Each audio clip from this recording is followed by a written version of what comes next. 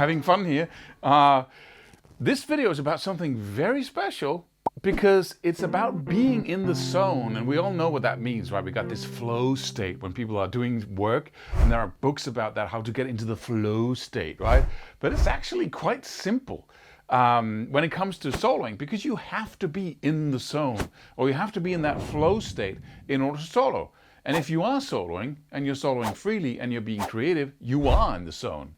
So how do we get there, right? Because that's the only state in which you can really improvise. You can put stuff together with your conscious mind, right? Have a lick there, have a sequence here, but it's going to sound boring, and it's not going to be an expression, a musical expression. It's like trying to write a book real time when you're not really in the zone. So here's the explanation. We need to go into a zone where we're not thinking a single thought. The thoughts you're thinking are musical, are notes. There's not a word in there at all. Nothing is going on. How do we get to that point? Well, any tool you use, first of all, I'm just going to lay down the ground rules here, and then I'm going to talk about how to practice without your guitar to get into the zone. It's the sweetest place on earth. The world stops existing, and all you do is speak music. So what we really need to do is we need to use only tools, only scales, only techniques, only rhythms, only everything that we master 100%. You cannot play around with tools that you don't know yet. Because what's going to happen is that you're going to drop out of the zone as soon as you go, hey, where am I? Right? Or hey, or should I? Those little things is going to break the whole thing apart. So what you basically do, if you have a simple chord like in the background here, you might start with just 4 notes on one string. Right?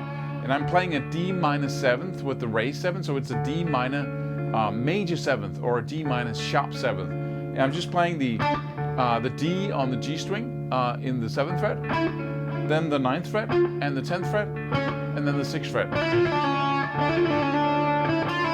Right? And if that's, just stick with something that you really know.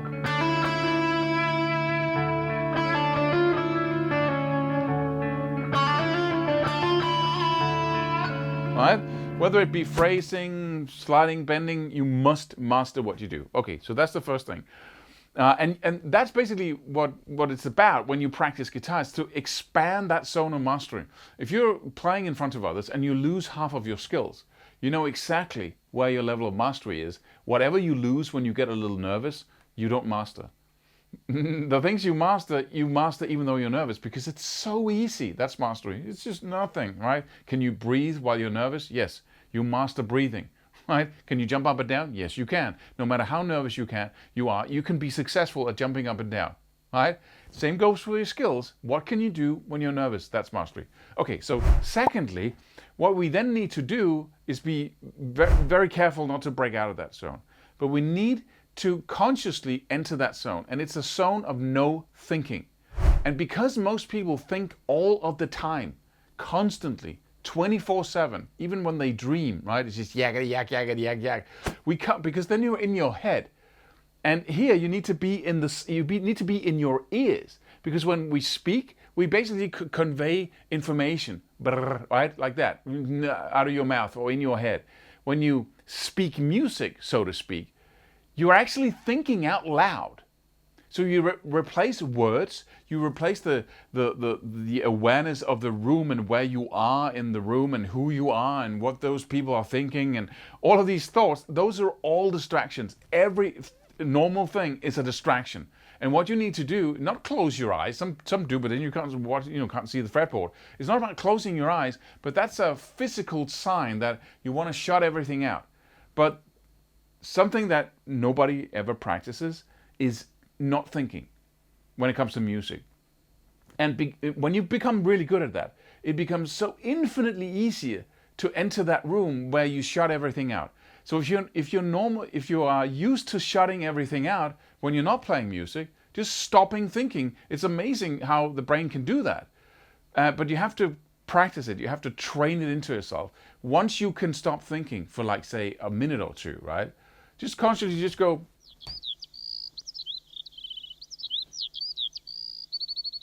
Not a thought in your head, and you can keep doing that. Then you have released yourself from the slavery of having to think all the time, and it becomes so much easier to walk in that door that is immediate zone improvising, right? So what you do is you go for a walk. This is one of the techniques. You go for a walk, and then you have these phone poles, right? You have something, or you have a bush there, then you have that house there. You have different fixed points. And what you do is you walk down the street and you say, I'm not going to think until I'm down there. And then what you do is you focus on that. And then you ask yourself this question: I wonder what I will think next time. I wonder what word will appear in my mind as the first thing. And then you just watch the brain. You just watch your thoughts. So try doing it now. And it's training, it's practice, and it's really relevant, right? So you focus on your brain or your mind, and you say, I wonder what the next thought will be. And you're not thinking because you have that awareness. And that awareness, that focus, is basically the focus that you divert to this when you improvise, right? But so you walk down the street and say, I wonder what I will think the next time I'm having a thought. And then you just walk down to that pole, and then you walk down to the next and say, I'm not going to think until I reach that. I used to, not be able to walk more than 10 steps. Then I would normally fall asleep into my thoughts, and I would start thinking again.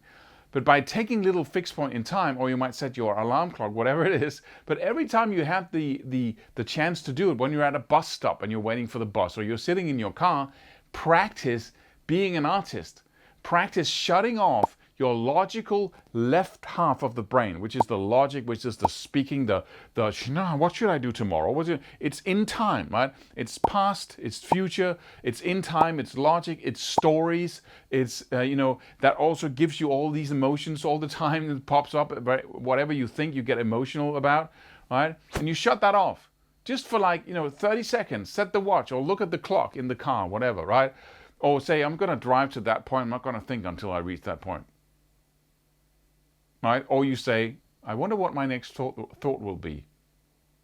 And then you're watching it, right? Like a mouse watching a mouse hole in the wall. It's just constantly like that, right? To be able to react when the mouse comes out, right? That's kind of the state you're in. And when you do that, you will release yourself from the eternal burden of having to think. It's involuntary. Most people say, oh, you can't stop thinking. Of course you can, right? If you can learn to play this instrument, then you can certainly learn to not think. It's such a relaxing thought, Once you have learned it, it's nice to take a day off or just a minute off from this yakety yak, right, all the time. And it really becomes so much easier to just say, okay, there's music now. There's music in the background.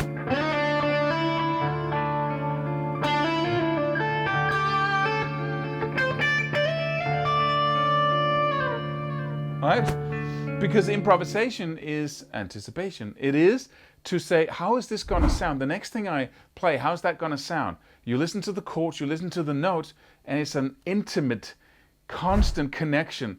And if you break it, you break your string of thoughts, musical thoughts, which is notes. I hope this makes sense to you.